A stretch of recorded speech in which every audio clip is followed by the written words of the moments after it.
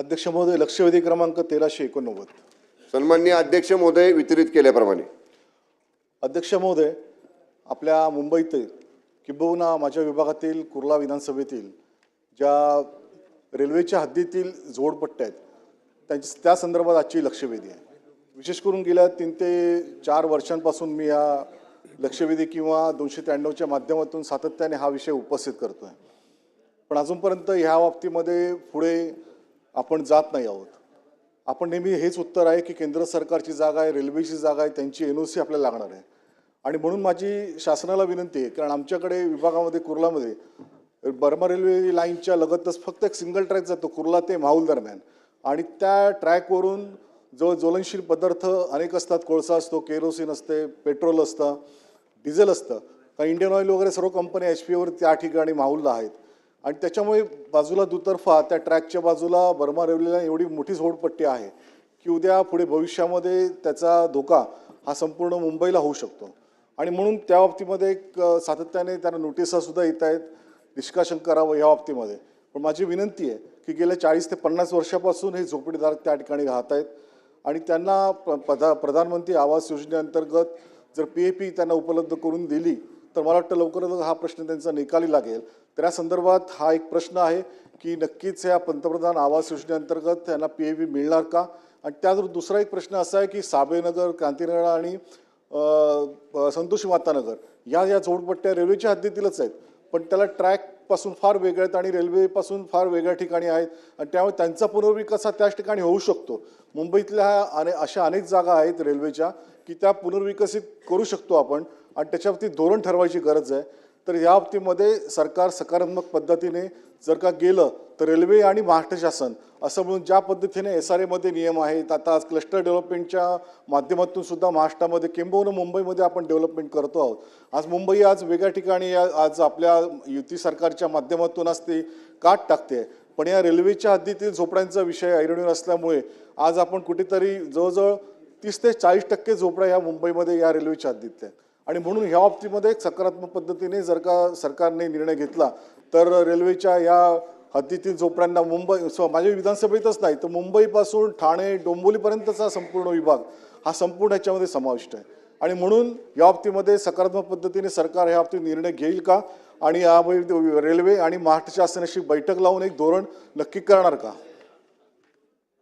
सन्माननीय अध्यक्ष महोदय, सन्मान्य सदस्य मंगेश कुडाळकर साहेबांनी जो कुर्ला विभागातला रेल्वेच्या जागेवरच्या झोपडपट्ट्यांच्या संदर्भातल्या पुनर्विकासाचा विषय मांडला.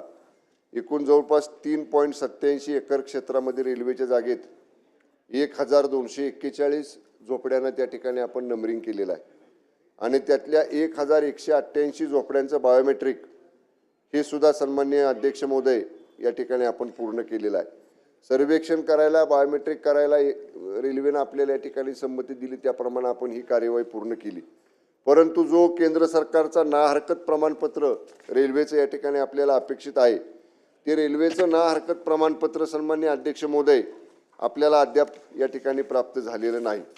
मी आपल्याला सांगेन की सन्मान्य अध्यक्ष महाराज 23/3/2022ला रेल्वे मंत्रालय सचिव, रेल्वे मंत्रालय, भारत सरकार यांना परत 21/2/2023ला चेअरमन आणि CEO रेल्वे मंत्रालय भारत सरकारला, 25/4/2023ला चेअरमन रेल्वे बोर्डला, 9/9/2024ला मान्य मंत्री रेल्वे या ठिकाणी भारत सरकारला, आणि 14/10/2024ला कॅबिनेट सेक्रेटरी भारत सरकार यांच्याकडे एवढ्या 6-7 वेळा आपण सातत्यानं पाठपुरावा केलेला आहे.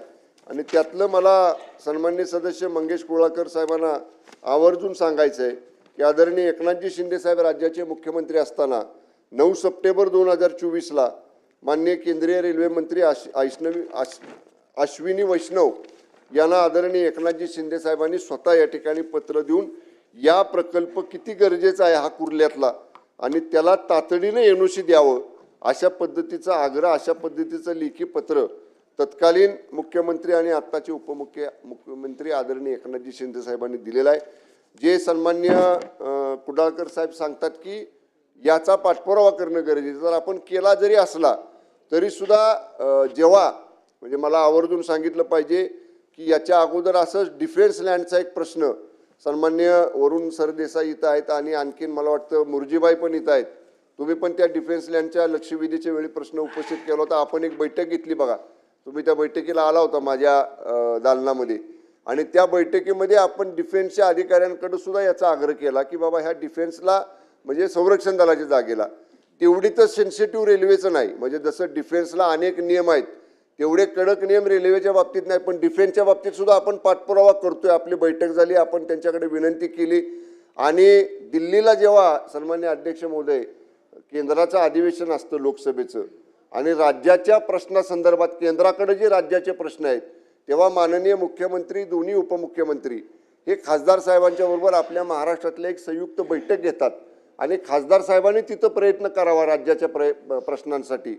त्यामध्ये याचाही समावेश केला जाईल. या कुर्ल्यातल्या रेल्वेच्या जागेच्या ज्या झोपड्या आहेत याचं पुनर्वसन करण्याच्या अनुषंगानं त्या केंद्राच्या, जसं डिफेन्स लँडचा आम्ही पाठपुरावा करतोय तसं ही रेल्वेचा कुर्ला परिसरातला प्रकल्प सुद्धा त्यामध्ये घ्यावा, हा सुद्धा या ठिकाणी प्रयत्न केला जाईल.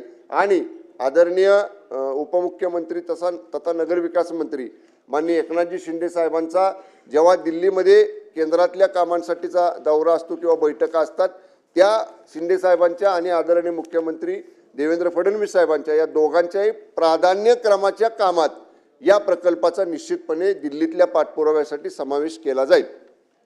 दिलीप लांडे. अध्यक्ष महोदय, तुमच्या माध्यमातून मंत्री महोदयाला विनंती आहे की कुर्ल्याचाच प्रश्न आहे,